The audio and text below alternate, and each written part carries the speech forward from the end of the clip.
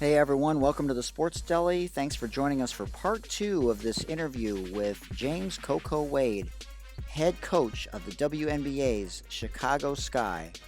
And if you listen to part 1, feel free to fast forward to the 5-minute and 25-second mark of the podcast. We hope that you can go back and listen to part 1 down the road. Welcome first-time listeners and returners to the Sports Deli. The Sports Deli is sponsored by SportRx. SportRx is the leader in sports prescription eyewear. You can find them online at sportrx.com. And don't forget to enter the code DELI10 at checkout for your special 10% discount. A little bit about your hosts today, Hootie Hoot. I coached college basketball for 23 years, 15 on the men's side and 8 on the women. And I now coach at a low-income, first-generation high school girls basketball here in San Diego. I played 4 years of college basketball. I'm a life coach. I have a beautiful daughter. I'm a professional basketball skills trainer. We love to share space with our guests here in the Sports Deli to talk about the intersection between race and sports, mental health and sports, equality, empowerment, empathy, leadership, education, sports, and solutions. We want to help mobilize, listen, learn, and pay it forward. You can always send us an email to thesportsdeli@gmail.com, and you can also DM us on Instagram at Mike Hootner or on Twitter at Michael Hootner. We're so honored that you're joining us today, and we hope that you can grab your favorite deli sandwich or bagel and your favorite beverage, and let's do this together in the Sports Deli. We are joined on this 27th day of Autism, Couple Appreciation, and Soy Foods Month by Franco-American James Coco Wade, head coach of the WNBA's Chicago Sky. Today is the third day of training camp as they prepare for the start of this historic 25th season of the WNBA in 18 days on the 14th day of May. The Sky opened up at 1 p.m. Eastern on May 15th against the 2019 WNBA champs, the Washington Mystics. Coach Wade was born in Memphis, Tennessee, where he attended North Side High. He was an old school 4-2-4 player, which meant he went to a 4-year school first, then to a 2-year community college, then a 4-year school again to finish his undergraduate eligibility. And he'll talk about that story a little bit later. He played professionally for 13 years in Russia, the Czech Republic, and France, among others. And before becoming the head coach of the Chicago Sky, he coached in France, Russia, with the Minnesota Lynx, as well as the San Antonio Stars of the WNBA, now known as the Las Vegas Aces, with my boy Bill Lambier. But how he actually started in the W is a lesson, and you never know who's watching and to expect the unexpected.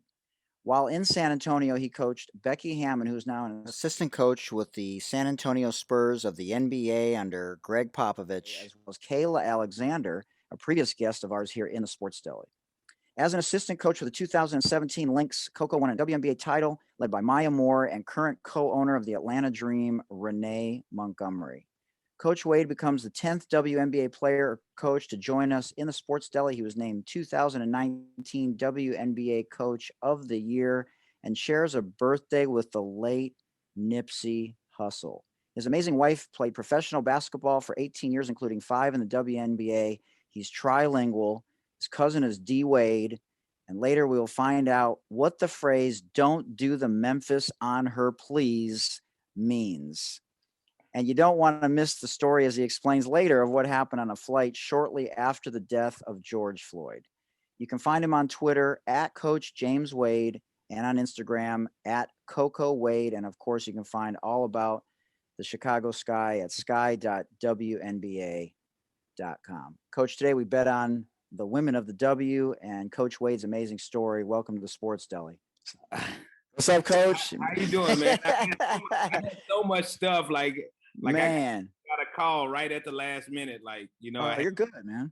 Hey, all right, man. There you go. Let me show off some Chicago style a bit. Yeah, there you go. All right. That's what I'm talking about. How you doing, man? Fine. Good. Yeah, I know. It's all good, man. How's training camp going? It's going, man. I can't complain too much. We still don't have everybody in, so that's the part that's a little bit I guess challenging. Yeah. you don't have, your group in and you're trying to get chemistry. So we got a couple of players or a few players coming in from overseas, and they'll be in within the week or whatever. But after we have the protocols, and they have to do negative tests, and so that's the tough part. But it's understandable. Yeah, definitely. Thank you, Mike, for having me. You made me sound like somebody, man. I appreciate that. Welcome to part 2 of this incredible interview with Coach Wade, head coach of the WNBA's Chicago Sky.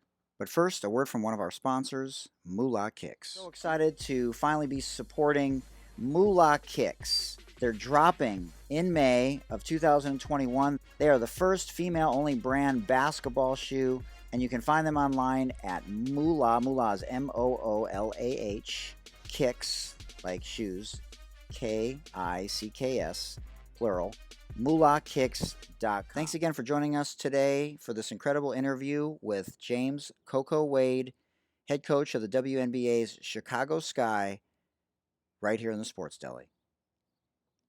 If you don't mind, indulge us a little bit, because I want to talk about this story of yours, because I think it's really important that people really understand that systemic racism is real, implicit bias is real, white privilege is real.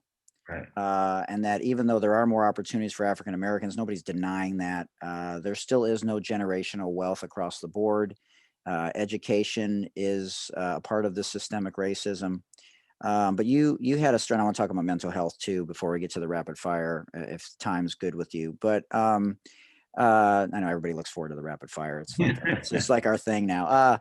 But tell everyone the story about that I read in the Players Tribune, because and if people haven't gone to the Players Tribune, it's such a powerful place, a safe space for athletes to share their experiences, so that we can, as a society, because it's everyone's responsibility, but it's mostly whites' responsibility at this point to gain a better understanding of what in the hell is going on, for real. So tell everyone a little bit about that, and how that made you feel during that moment, and what you tell people now about that story. I mean, when you go back, and the story is, it's something that's going to stay with you like forever. Yeah. We're all on the plane, and this is last year, right? This is last right year, right after George Floyd's death. Yep. Yeah, right after George Floyd's death. Our team is, in a state where we're emotionally we're more fragile. I feel like that. Emotionally, we're in a place, and we've had meetings, and it's the first time we've actually been able to be together and not on a Zoom, because we got together a couple of days before, and we, some players, they are aware, but you see it on TV, it doesn't really resonate the same way. It doesn't resonate the same way. And you understand, because you care about your teammates, and you care about the people that you've been around, your family members, and who all come from minority, backgrounds and things of that nature. So you care about it, but you don't see it like they do.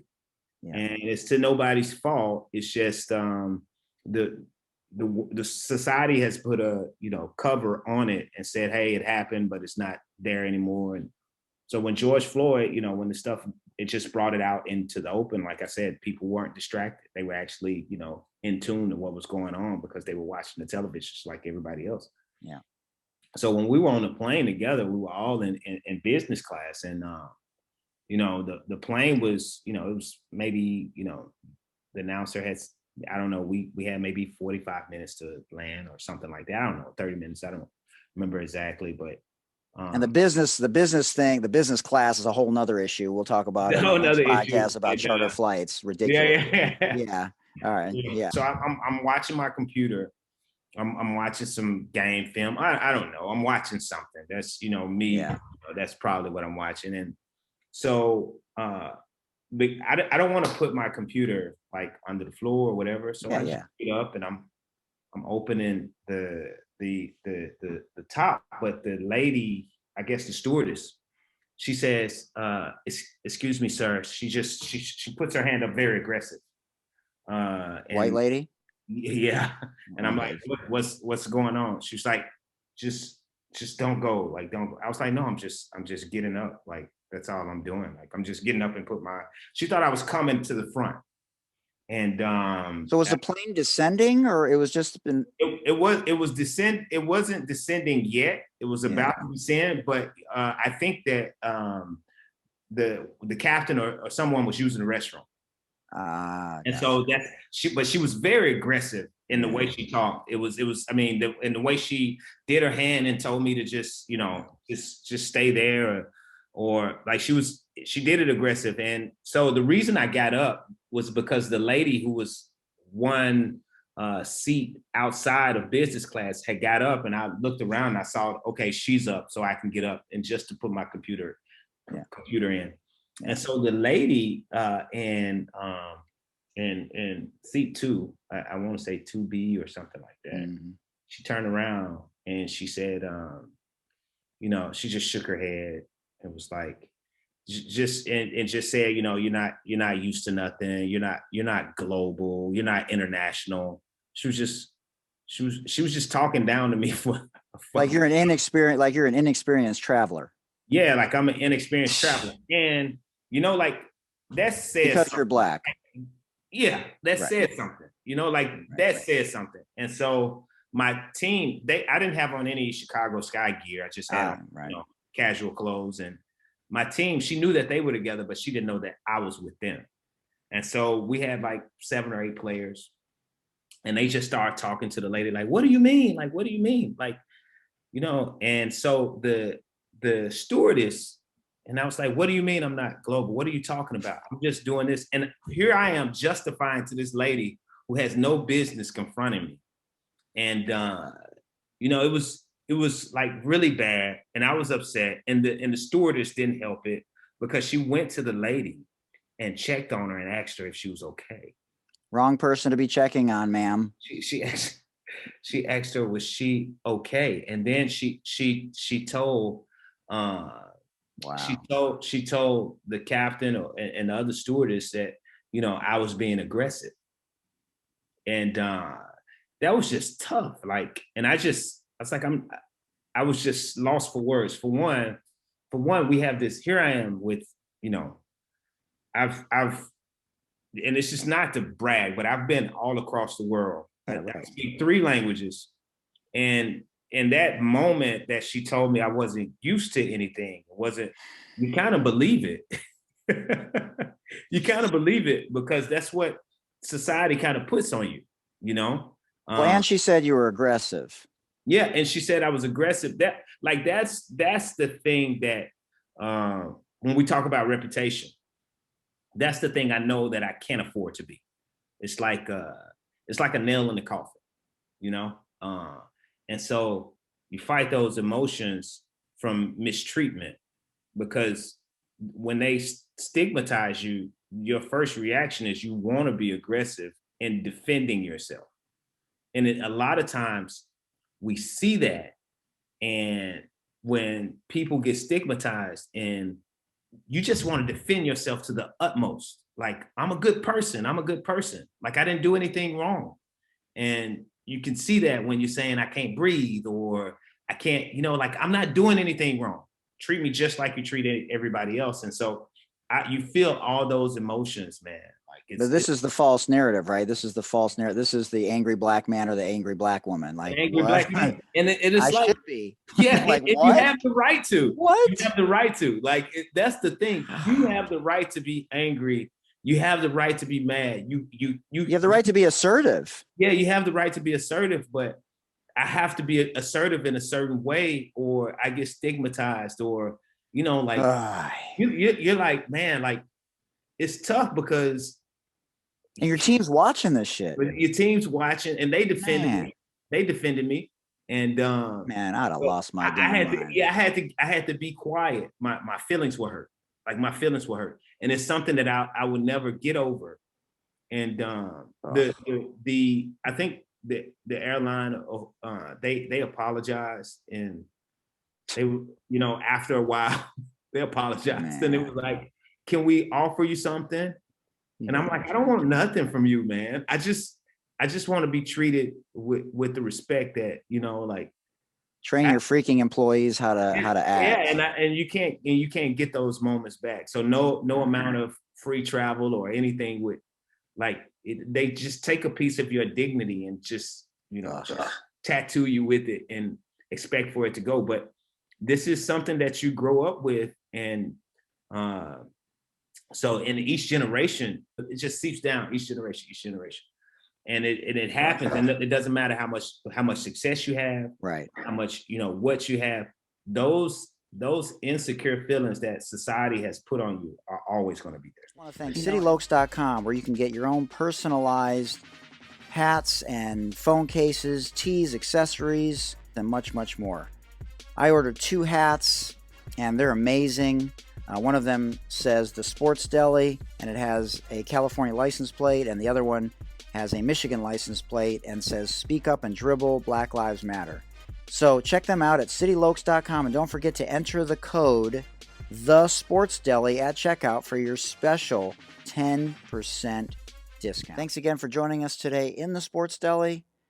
And now back to this incredible interview with Coach Coco Wade, head coach of the WNBA's Chicago Sky. And see, I'm glad you said that, because I think it was Marcellus Wiley, who I cannot stand when he has some of his takes, because LeBron, whether he made a mistake or not, it's the wrong narrative, in my opinion, to label him as divisive when he's done so many good things. And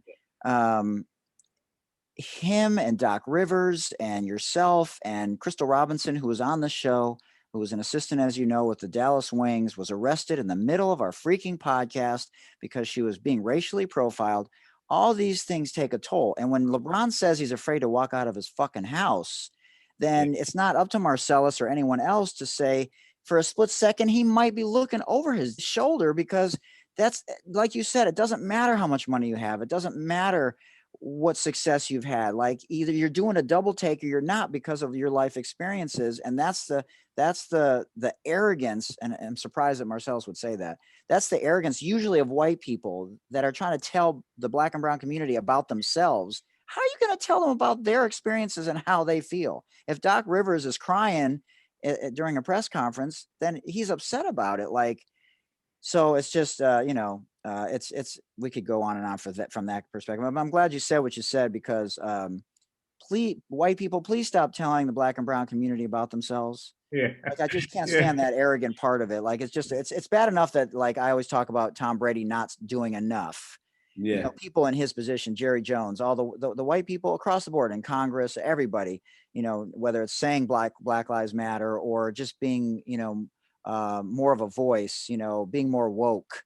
And it's just, we need everybody, especially people that are in power, running these organizations and things like that. And so I'm sorry that happened. It's every time I hear stories like that, I can't even comprehend what it's like to walk out of the house, to get in a car. You don't expect it on a freaking airplane. You expect it in your car.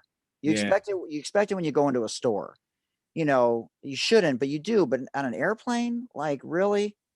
So no, and I'm gonna tell you, it's it's weird, because so we were in this is just and I'm not saying is everybody feels this way. I just talk about myself, my experience. So I was with one of my coaches, and we were at a coach's retreat, and we wanted to walk around, and we ate. It was after dinner, and we wanted to walk around, and so I had on all black. And it was dark. It was dark outside. He's like, let's walk some of this food off. Let's just talk about basketball, stuff like that. And I was like, hold on, let me go put on something light, so I don't seem like a threat. He was like, what are you talking about? And he was like, what are you talking about? And I'm just telling you, I'm just giving you a little of course. My life. This is what you're thinking. And so I was like, yeah, I'm gonna put on something. I'm gonna put on a light vest, and we'll go out and walk. But I don't want to be out too long. I don't want to be out too long, and we'll come back in the house. Now, somebody might look and say, hey, but you're not free. I'm in my own country where I was born, and I'm not free. I don't feel free. walking around my neighborhood, and I'm on the phone with my wife, and we just moved to this neighborhood, and I'm showing her like all the places and stuff like that. And and so people are looking at me and stuff like that, and I'm like, I'm going to speak French a little bit so I can feel like a stranger and people will accept me more. Wow. And my wife knew, like, this is just commonplace. This is commonplace. This is what I feel that is necessary for me to do, so I won't have any confrontation with someone asking me questions or being aggressive toward me, or and I just try to stay out of people's way. That's it. But why do I have to feel like that? Like for me, that's the thing. Why do I have to feel like that? And I don't want my son or anybody that I love that's actually in a generation younger than me to have to feel that way. And for me, that's it's scary. It's really scary. How old's your son? My son is 5. He's 5. So too young to have that conversation with him yet, but you'll have to, I guess, right? Yeah, he asks questions, because he hear people talking, and this is just the age where you're curious. Yeah. So he asks, what does Black Lives Matter? Or and so he's too young to kind of take it all in. Yeah. And understand, because he has friends, and at that age, man, like they don't care. Like, they just love each other, and it doesn't matter if you're a guy, if you're a woman, or what, if you're Black, or if you're white, or if you're Latino, or if you're Asian. It doesn't matter. And that's like, for me, that's the pure joy that they have, and they don't understand. And we kind of introduce them to these things. And I mean, it's a special situation. Well, if that doesn't speak to racism, just like any other ism, socialism, capitalism, if that's not racism isn't a learned behavior. Yeah, man. I don't know what does. That's just powerful words, about your kid, and that the future generations, definitely are going to be the ones that change this narrative. We're doing our part, but and it's shifting. There's more white voices. But we got to keep mobilizing, and what you and the league have done, not just about Black Lives Matter and raising awareness, Sue Bird, and just the whole collective front is just, it's just such a powerful thing. And it speaks to women too, right? This, being married for a while, like, just as we lost Ruth Bader Ginsburg, and needing women in spaces where decisions are made, needing African American women in spaces where decisions are made. That's all the Black and brown community is asking for, is a seat at the freaking table. It's not that freaking much to ask. And it's counterintuitive to not have that, because it enriches the experience. It offers more diverse opinions, and allows for more depth and more richness. And it's just mind-blowing. We talked about this with Ray Young, who was on with us a couple of days ago, who's part of Media 34 with Jelani McCoy and Matt Barnes, and all these, Baron Davis, and all these brothers who got together and said, F this. And he talked about how in entertainment, whites have consistently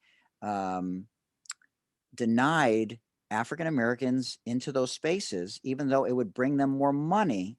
Right. They want to control the freaking narrative. So they'd rather lose $9 billion a year than to allow those types of stories and movies into those spaces. So we still got a long way to go, but what you and your wife are doing with your kid and with the league is incredible. And the other aspect that the women took the lead in the W was mental health. And I want to ask you about that, because Liz Cambage came out from the W, Kevin Love from the NBA.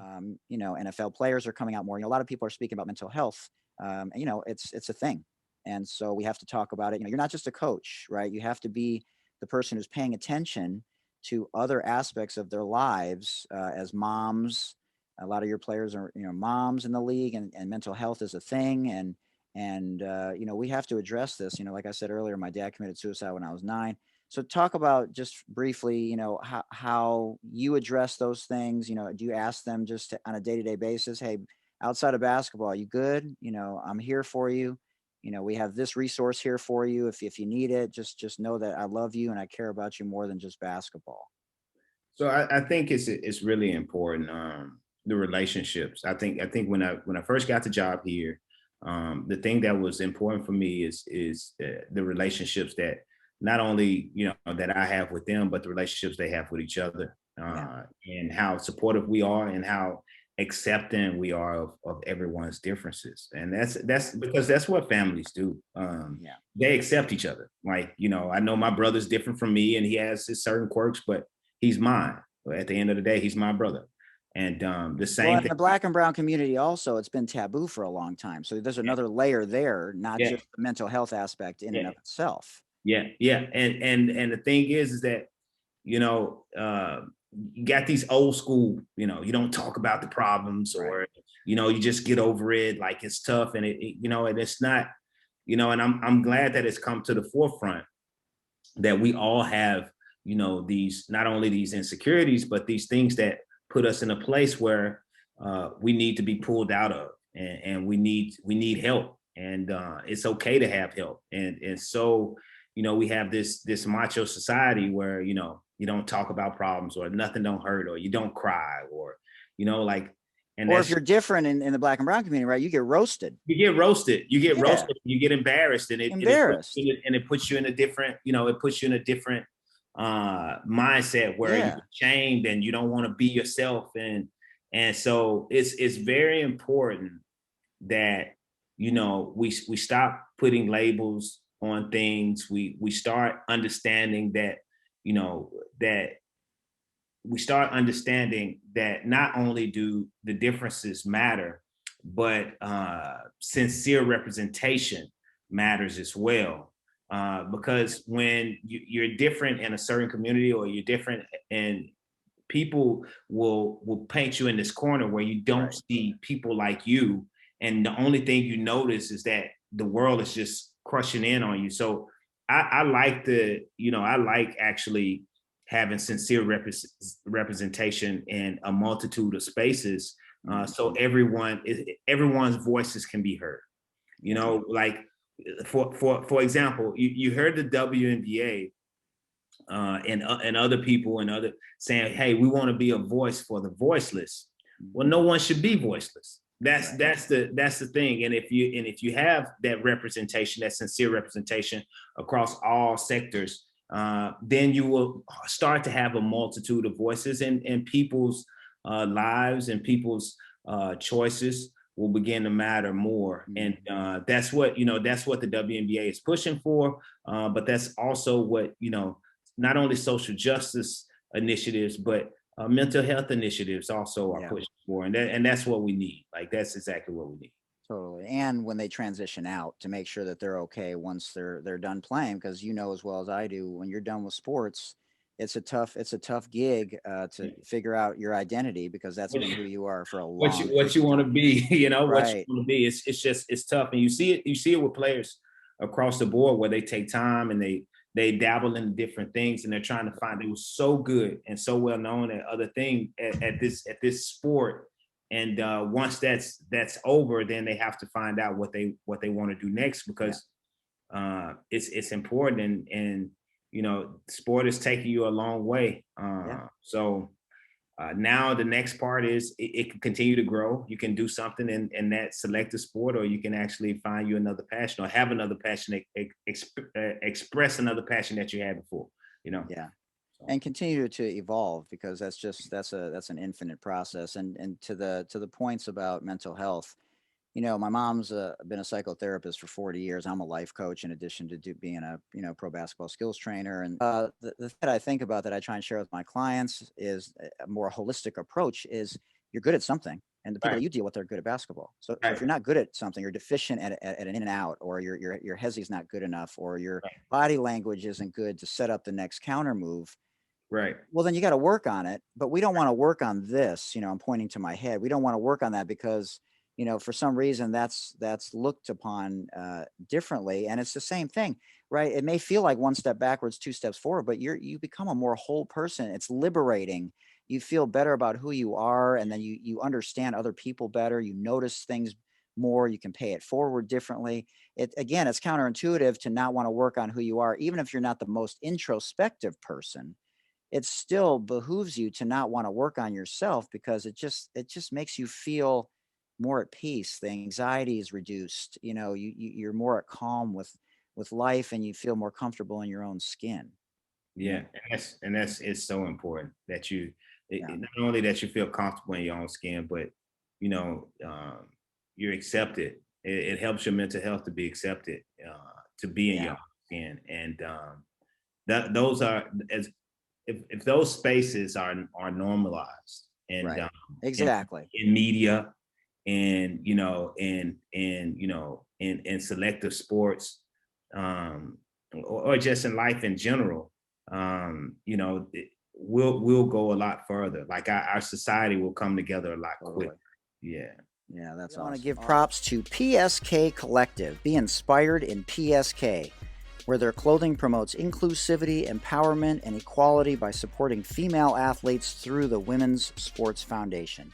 You can find them online at pskcollective.com or at Walmart. All right, let's buckle our seatbelts. Let's rock and roll with this rapid fire here, and then we'll leave the table for you. And anything else you want to share, it's been amazing chopping it up with you. I always love talking to everybody with their different perspectives and experiences to help us see how it is that people get to the level that they do. So it's remarkable, and mad props to you for what you've been doing, and I know the best is yet to come for sure. We want to get that title in 2021 there to Chicago.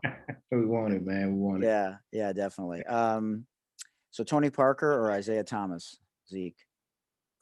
Oh man, I got to start off with that one. Like, wow, man. Right, so everyone knows Tony Parker's from France, right? So I had to throw out the Tony Parker. Oh man, why did you do that? And Isaiah's from Chicago, right? See what I did? Yeah, man.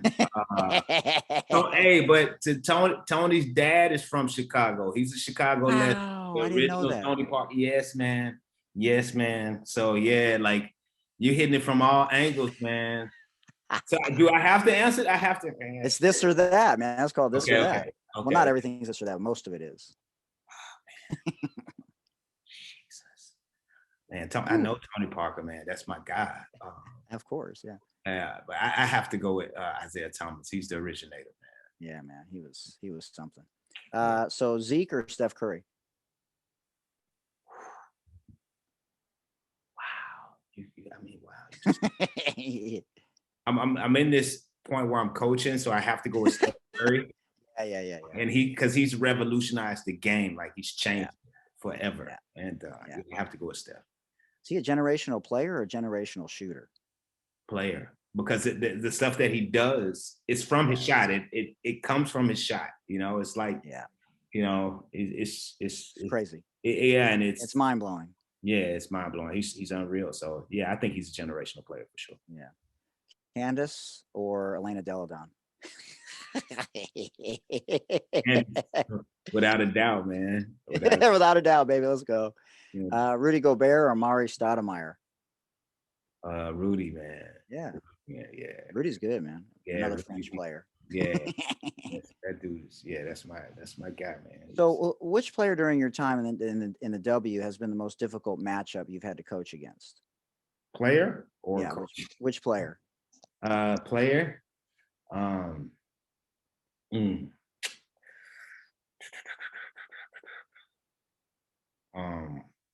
Let's go. That I had to play against. Probably Candace. Oh wow, interesting. Yeah. So I would say Candace and and probably Candace and Stewie after. Yeah. Man, she's something. Wow. Yeah. MJ or LeBron? MJ. Yeah. If LeBron wins 2 more titles, does that change? Nah.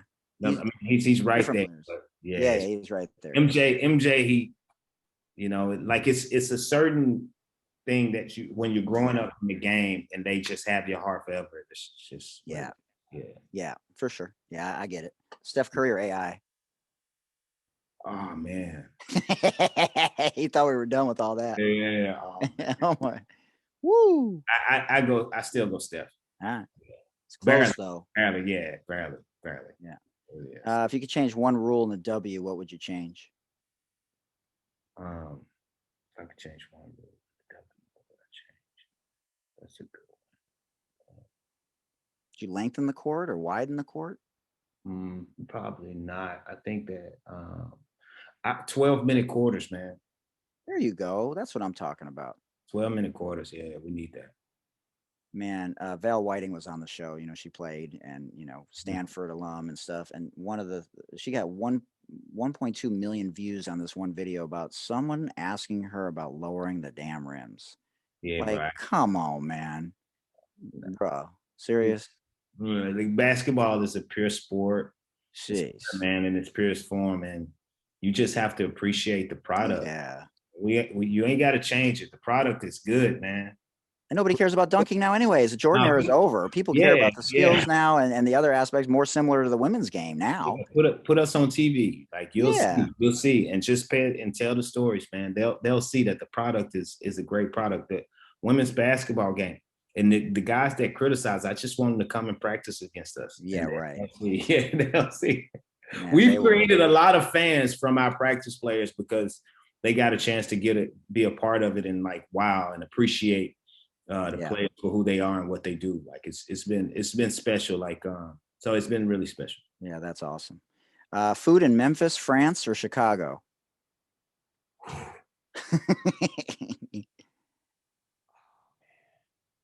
Memphis, man. Memphis. I got it. Yeah. You don't know who's listening. Yeah. Do you have a favorite charity? Do I have a favorite charity? So like I have a few, but I guess the one that I've just, like you say, Red Cross, because it's the one that you always like give them to, or yeah. Cool. French toast, waffles, or pancakes? Pancakes. What kind? Buttermilk.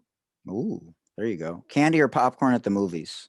Popcorn all day. Popcorn everywhere, man. I got a popper here. So one of the co-hosts talks about this during the pandemic in Boston and New York. The movie theaters were open only for the popcorn. You could stand in line and get a $20 popcorn. You couldn't watch the movie, but you could get the popcorn and go home. Yeah, man. That's something I would do. Butter? Yeah. With butter? Oh yeah, of course. Butter and salt. Sea salt. What about your wife? She likes popcorn, but sweet popcorn. Sorry. Oh yeah. Oh, nice. That's that. Vacuum, dishes, or laundry? Dishes. Wow. Yeah. I don't like the vacuum. I hate laundry. I watch the dishes though, because I get to stand up and just like listen to a podcast and just do some dishes, just knock it out. So you talked about your wife teaching you a lot of things, right? You don't want to do the Memphis on people, but what have you learned the most from her that you've used as a head coach? Transparency. Yeah, they know if you're fronting. Yeah, just be transparent and just tell them no matter how it comes. If they don't like it, they don't like it, but at least they can't say you fooled them. Yeah. Like, you know, like just be transparent and tell them like, hey, this is what I feel. Like you might not agree, but this is how I feel, and this is, you know. Yeah. Or I made a mistake. Yeah. Well, I made a mistake. Yeah. I'm quick to point that out because I've made a lot of. Yeah. What have you learned most about being a dad? That oh wow, like that it you know, it doesn't stop. And you know, the most that I've learned from myself, I never knew what it meant to I never in my life, not even, and I can say this with my wife too, I never knew what it meant to say I would die for somebody. Wow. Without hesitation. I never knew what that meant. You say it and it's like, Mom, I would die for you, but you don't know what that feeling is until, you know, now you're a father. It's like, okay, I know what it means now, you know. So that's, I think, you know, that's the one, like in a heartbeat, you know. Yeah, he's sure lucky to have you for sure. I What appreciate have it. what have you learned most about your better half in terms of being married, the success of your marriage? That I think that like it's as we've been married for 18 years, and Wow. yeah, and the fact that she's like the rock of everything. So me and my son are very similar, and Mm. I guess it kind of magnified itself once he was born. Is that we couldn't function without her. Like we couldn't. Wow. So she kind of guides our life and kind of keeps everything together Wow. with me and my son. Like, so she's like the band-aid for Yeah. us. So that's like the craziest thing, because me and him are alike and we just Mm. can't function without her. So it's weird. Man, that's awesome. She's the catalyst and the glue. I Yeah, love it. man. That's it. That's it. That's exactly it. Yeah. Yeah, that's so awesome. Gino, Tara, or Pat Summit? Oh, I'm a Tennessee kid, so Oh, I'm Pat all day. Like I love Pat. Like Pat yeah. is. Yeah, I grew up watching. She was Yeah, of the course. that I watched Tennessee growing up. And yeah, Pat was the one. Pat was the one. All right, so get ready for the next one. All right. Your wife or Sue Bird? My wife. They were actually. So you want to hear a funny story? Wow, I didn't know My that. wife, yeah, my wife and Sue Bird played together. And so during this time, Wow. I was a practice player. I love it. I was a practice player because I used to play overseas and come. And Donovan was the Yeah. coach. And Donovan was the coach. Wow. And so I used to practice and I used to guard Sue Bird and I used to guard my Wow. wife every day, every day. That's crazy. 2000, what year was this? 2006, 2006. And my wife was playing in Seattle, and I used to Wow. guard her and Sue Bird every day. It was crazy. And That's amazing. I used to go mad hard against Sue, That's crazy. and She's so go competitive. and go light against my wife. So Smart move. But Sue is I met her in Dallas at the Final Four a few years ago. She's amazing, not only on the court but off the court. But any quick good Sue Bird stories?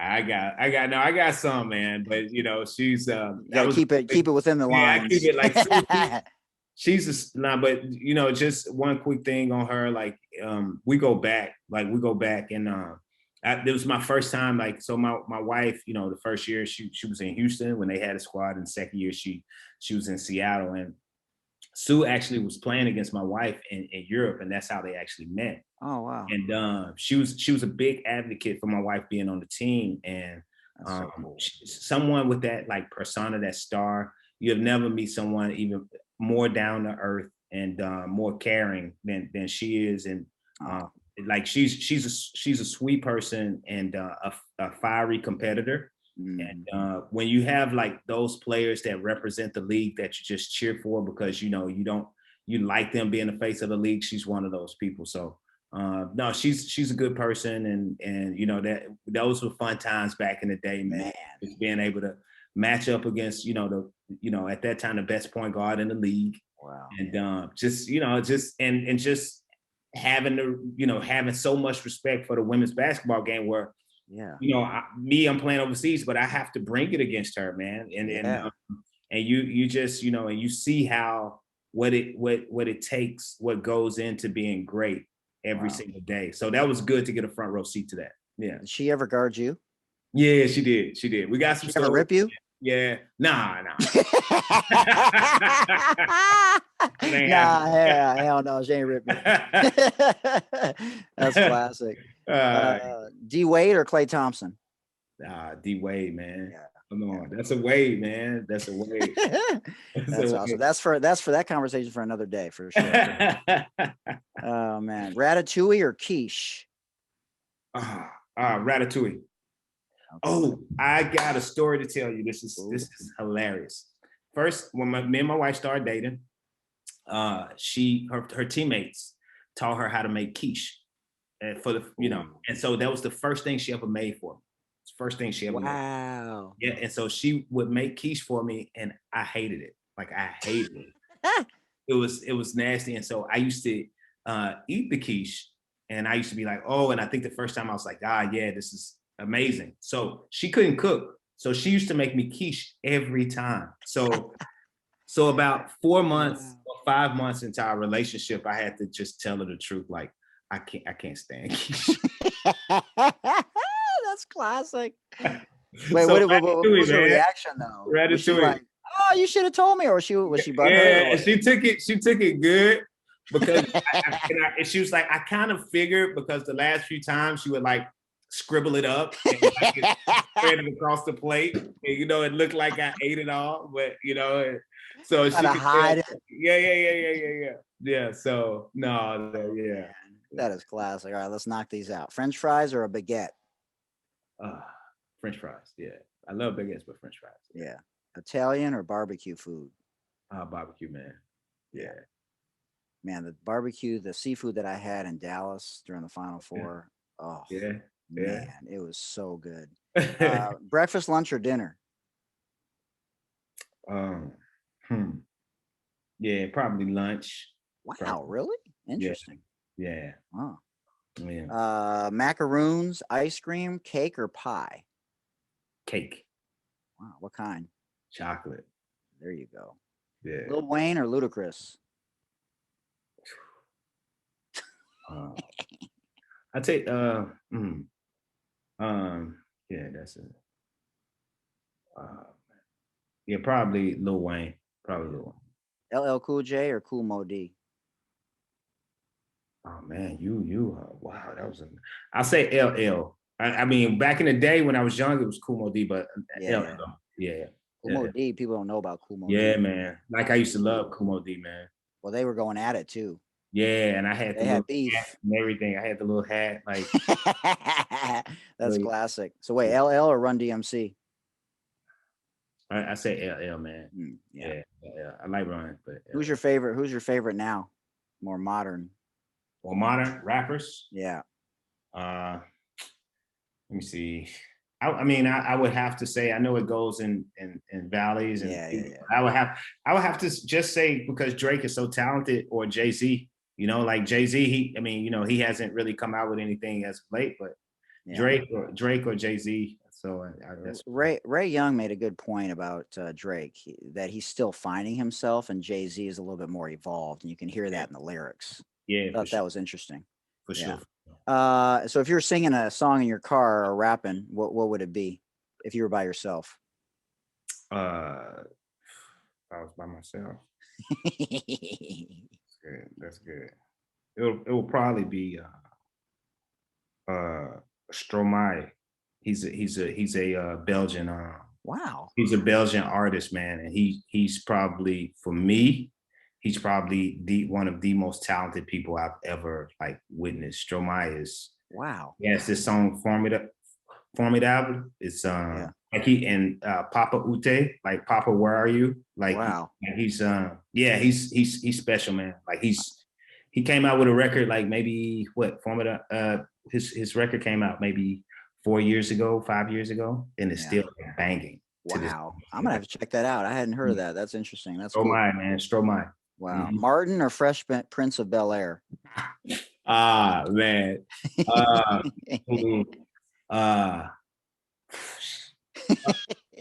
Fresh Prince. Fresh Prince. Good Times or What's Happening? Good Times, man. All day. Yeah, everybody's choosing Good Times. In Living Color or Sanford and Son? In Living Color. Man, no one knows about In Living Color either. Yeah, In Living Color. Bill Russell or Kareem? I go Bill Russell. It's a fraternity. Wow. Yeah. Okay, that's why. All right. Yeah. So, do you use metrics a lot in terms of your team philosophy or your philosophy? Yeah, my brain's kind of weird. Yeah. Because I have all these internal calculations and things that I think that could help us, and what I look for, and I have a great analytics team and stuff like that. Wow, interesting. And so I kind of use it, and it kind of I kind of try to use it to contrast my thoughts. to kind of like go to war with what I'm thinking, and that's how I kind of measure a lot of things. And so cool. Yeah, that's awesome. We had Ruben Boomshay on, and Ruben's a metrics guy, and he worked with the Sixers, I think, for a little while until they changed, the organization a little bit. But it's fascinating to talk to him about it because it's just, since the Oakland A's sort of started that whole thing. It's just everyone's sort of followed suit. It's fascinating, but you still got to trust your gut in the end, right? Last 5 seconds. We have this French guy, and he kind of runs that for us. And interesting. He invented this table, and you just plug stuff in, and it gives you every answer. Wow. Yeah, it's the coolest thing that I've seen, and like he's the biggest nerd. And wow, is that for public consumption or that's just you? No, it's something for me. Like when I was going through the interview process with him. Wow. I was showing him like about this huddle sports code type stuff. Yeah. Like, all right, give me 2 months. I'm gonna figure out some kind of package where we can just input stuff, and it just gives you all the answers that you may need, and all the the questions that you may have, it will answer them. And he came up with something, and wow, we've been working together for 3 years. Not a lot of people know about him, and he's wow, fascinating. He's great. Yeah, he's great. That's cool. Up 3, down 3, those types of things. Yeah, and he's a basketball guy too. Like so that helps. Basketball guy in Europe, and he's a basketball coach. He's a basketball head coach in Europe, so he works with us doing his off season, and he comes over here to Chicago and everything we need. Yeah, you heard it here first. That's amazing. Yeah, that's so cool. So baseline runner or cutter up an elevator screen? I would say cutter off an elevator screen. So are you looking for that as for the shot, or more for the high-low action? I mean, I like to get shots out of it. If you disguise it good, you can get a shot out of it. I have a couple of elevator players that have quick feet and can get shots off. Shots off, yeah, that's cool. It's funny you say that. I went to a lot of clinics when I was younger, first started coaching, and that's all the NBA coaches talked about and the high-level coaches talked about was everyone's good, but how quick and how good you can set your feet and get into position to shoot. That's the only difference at the highest level is your footwork. And it's important, man, because the players are so athletic, and they don't see that in college when you're really, you have a lot of time to shoot in college. Oh, totally. You don't have that type of time to get your feet set. And so that's when I'm watching players, that's one of the main things that I'm watching are their feet. That's awesome. That's cool. Will Becky Hammond be the first woman to be a head coach of an NBA team? I would think so. And it's deservingly so. But it's other people that they may take a shot at. Like like it's other coaches out there. But I think that she's one that when you talk about prepared and working under a great coach and Greg Popovich and on a great coaching staff, and somebody that I know personally that, I've gotten a chance to know over a long time. I know how smart and dedicated she is to the game. Yeah. I just feel like, and it's not a why not thing. It's just, she's qualified. So yeah, right. Yeah. I think she would have a chance if ownership was, willing to do so. What coach, last question, what coach have you learned the most from? Maybe Coach Hughes or someone else? I would say Coach Hughes and Cheryl Reeve. You can put them as 1A and 1B. I mean, I've had the opportunity to work with a lot of great coaches. Yeah, some coaches in Europe, and with Olaf, and who's with me now, and Miguel Mendez, and but I've had the opportunity to work with some great coaches, but I think Dan and Cheryl are right up there, and they've we've continued to stay close and talk in all seasons and stuff like that, and I've got a chance to watch them from afar, but they're two coaches that exemplify perfection, and that I appreciate very much.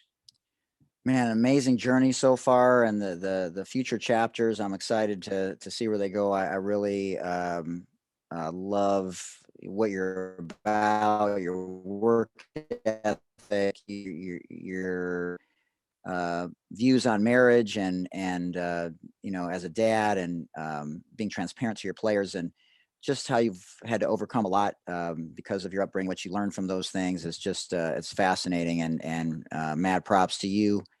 And thanks for spending time with us, sharing space with us, and trusting us, to come on. Because you could be doing a lot of things. Right, you're spreading yourself thin. The season starts in 17 days. Right, like much love, man. We really appreciate. Yeah, it's quick. You reminded me. I know, my bad. So, anything else you want to share with everybody that we maybe didn't talk about, or anything? Obviously, we want to support the W, and Yeah, I know. I just appreciate all the support for the W, man. It's a quality. Not only is it a quality organization, man, but it's a quality sport. And it's we have spaces, and we have for it to grow, and we just continue to try to move the needle forward. But just if you haven't been able to go out and check out a game, make sure that even if you can't, you subscribe to the league pass. It's not as expensive as the NBA league pass, and I can promise you that you'll get some great basketball, man. No matter who your team is that you want to support, you will get some great basketball because we have 12 great teams, and everybody's competing every night. So awesome stuff. Well, hopefully you can do some stuff tonight to help balance you out, meditate, do some yoga, something. It's been, I know these days are long, man. Yeah, man. So, we appreciate it. Much love, and anything we can do, like I said, let us know, and I'll stay in touch, and hopefully we can cross paths down the road and hook up and talk shop or have lunch or coffee or something. That'd be great, man. I appreciate you, man. Yeah, appreciate you. All right, it was great chopping it up. I had a lot of fun, and I know people will learn a lot from listening to this. All right. Peace out. Much love. All right, talk to you soon. Remember, your voice matters when fighting systemic racism. Read a book, acknowledge your white privilege, watch a movie about institutional racism, call your local or state representatives, or have a conversation with someone that doesn't look like you. We have to change the economic, educational, police, housing, prison, and voting suppression narratives that currently need to be changed in this country. And the only way to do that is to listen and learn and then help be a part of the mobilization and change that we want to see. Remember, you can always send us an email to thesportsdeli@gmail.com. Until next time, please mask up still. Remember, Black Lives Matter. Peace.